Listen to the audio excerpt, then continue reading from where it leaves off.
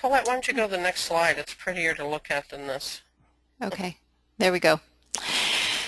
So another question regarding labor. With child labor, are the age laws only applicable to farm labor, or is it across the board? For example, a restaurant could hire a 12-year-old for Saturdays with a parent's permission.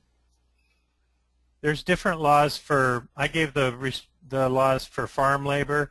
There's a different set, but they're similar for other other industries.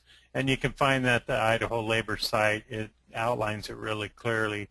There's a PDF on labor, child labor, and then right at the bottom it says it doesn't cover agriculture labor. You have to go look at a different deal for agriculture labor. It's a little bit different, but it's similar. And Ron has a question about safety, and they hire their 14-year-old babysitter to help on the farm. She uses a hori-hori planting tool which has a sharp edge.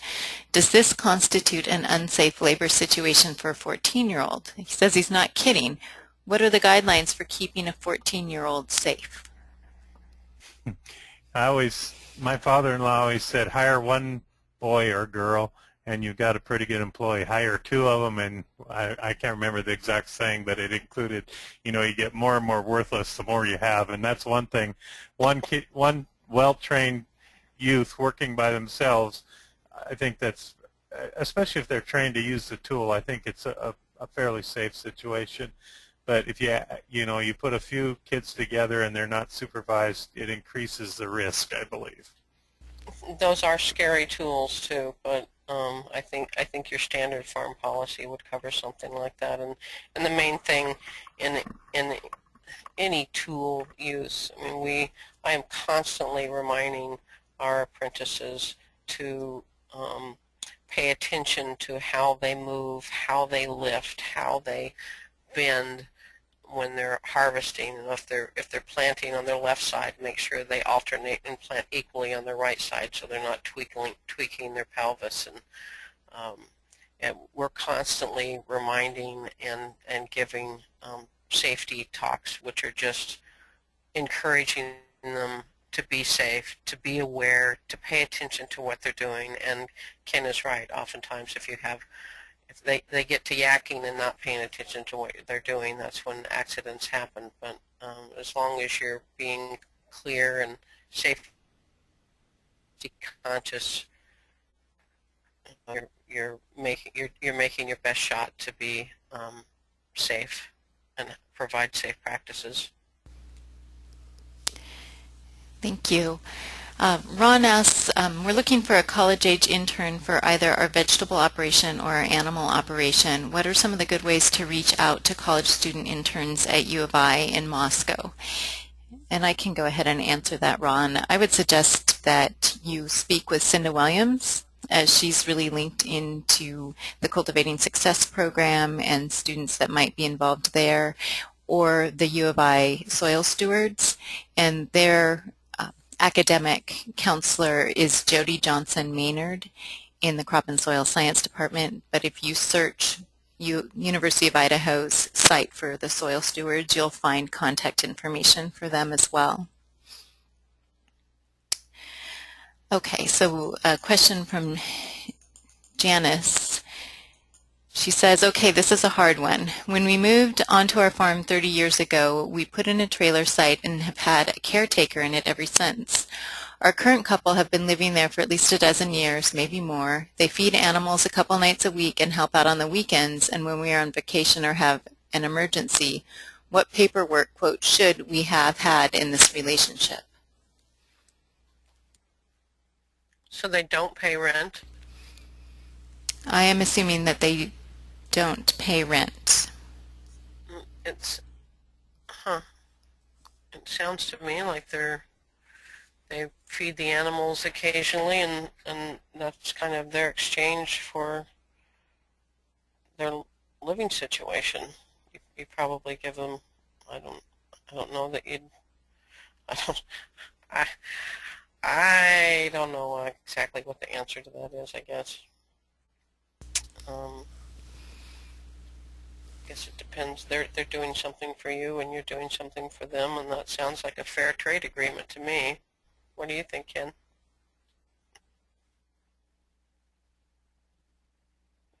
You on mute? Had to get myself I get myself unmuted there. I think you should. Well, I think that you should check with IRS to make sure that you don't have to, you know, estimate what that income.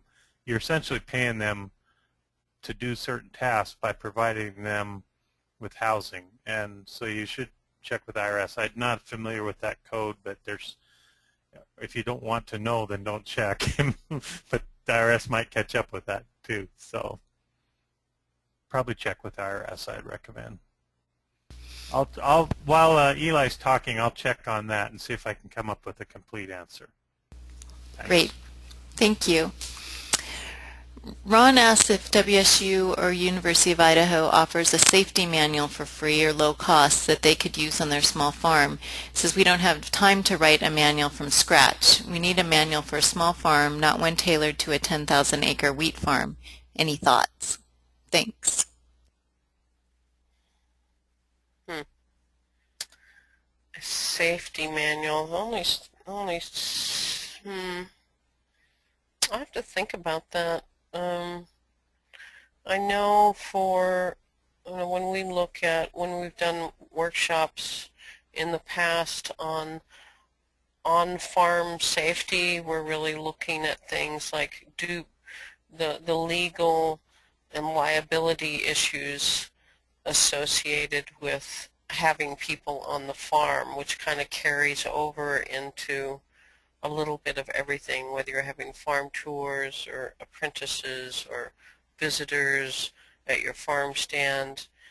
And I guess we don't really have much of a liability issue, but there must be something out there, isn't there, Colette? I'm not thinking of anything, but I would suggest searching the internet for a small farm safety manual, and that there might be something that's specifically been developed perhaps out of UC Davis in California with their small farm program, or one of the nonprofits that's working in the Midwest or the East Coast. I don't know about one, but I bet there is one out there, or there's pieces of information, and I can do a little searching about that and see what I can find to post on the course website as well. I've got the when we get towards the end of the presentation, I've got a link for the California site, and they do have some excellent information about protecting workers and could be adapted to a small farm situation. Great, thank you. So we have a question about employees. Again, when you have an employee that you have to deduct Social Security, Medicare, etc. from his or her check, when they're deducted, are you, the employer, responsible for sending those to the state or federal government within a certain period of time? How do you go about doing that? Yes, and Diane can jump in here as far as how to go about do it. You just, for what the particular payment is, say employee withholding for Medicare and Social Security, there's IRS detailed instructions that'll take you approximately, they'll tell you how long it takes you to complete that task and send them in on a quarterly basis. And Eli may even chip in something on that when he starts in just a minute too. Okay. Yeah, I've never had an employee, so I don't really know. I think if you put that question in the discussion forum for this week, we could also ask Barbara to address it, because I know that she would know exactly where you should go to get that information. Good idea. Well, we have a couple more questions. Oh, okay. Lots of questions, so I'm going to quickly go through the rest of them. Janice says that they would love to have interns at their place, and both she and her husband have a lot to teach people, but they have no extra room in the house, and they have college kids living with them. So they're wondering if it's a no-go situation. Have a no-go situation as far as having them live with you? I couldn't do it. I mean, it's hard enough to have them out in camp trailers for myself. I have to make it, I mean, it'd have to be Well, no, I can't think of any situation where I would have them in my house myself, but when I'm done at the end of the day, I'm done. I know an awful lot of people that have small acreage farmers that have interns and apprentices who live in their house with them, and they're probably just more patient and tolerant than I am, but at the end of the day, I'm I'm done. So I think looking for a camp trailer is a pretty nice way to go. I know a number of places are using the thing with a camp trailer or a wall tent or a yurt housing like that. It's portable housing, so it does not require any building code or building licenses associated with it because it's technically a temporary dwelling. Um, I know that some other farms also let people camp, but it depends on the time of year. So personally, I couldn't do it in my house, but a lot of people do. So you're probably more patient and tolerant than I am, but you might, if you keep your eyes out, you can. I mean, our camp trailers were all pretty cost effective. Well, actually, all of them someone gave to us, but you'd be surprised how many people are looking to get rid of old camp trailers. So I'd rather have them out there camping out and digging outhouse and have it that way. We actually have a little country store a quarter-mile away that has showers, and that's where they take their showers. I don't let them use the showers in the house even, because I think I would be a raving maniac by the end of the year if I did. So good luck with that. Thank you, Diane. So a couple more questions, and I think that you might have addressed this in some way, but what about woofers? They're provided room and board, but they're not considered employees. So that's willing workers on organic farms, if you're not familiar with the acronym.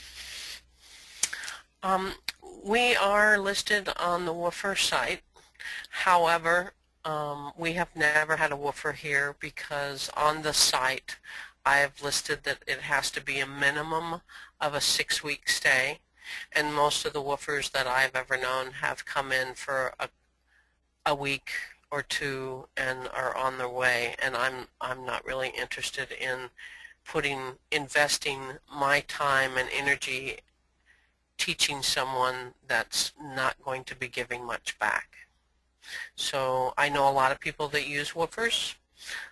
They don't always live in a house with you. I know of the farmers I know that have used woofers, oftentimes they have a camper or a teepee or something outside that's separate from their home. So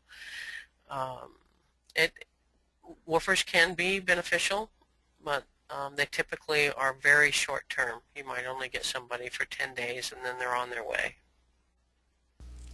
Thank you. Another question, would you have apprentices stay at your farm 7 days a week when they're only working 3 days? I do, and I do that. A part of that is in agreement, so I help them find employment at other farms that will pay them, and oftentimes they will go and work for 2 days at another farm or go volunteer at another farm or do shared apprentices with another farm. And that's, I mean, I'd say probably half of the 31 that we have had come here needed to have income. The other half didn't. So it just depends on what their needs are. But and we've had a number of them not live on the farm as well. So that's, yeah, that is how we do that.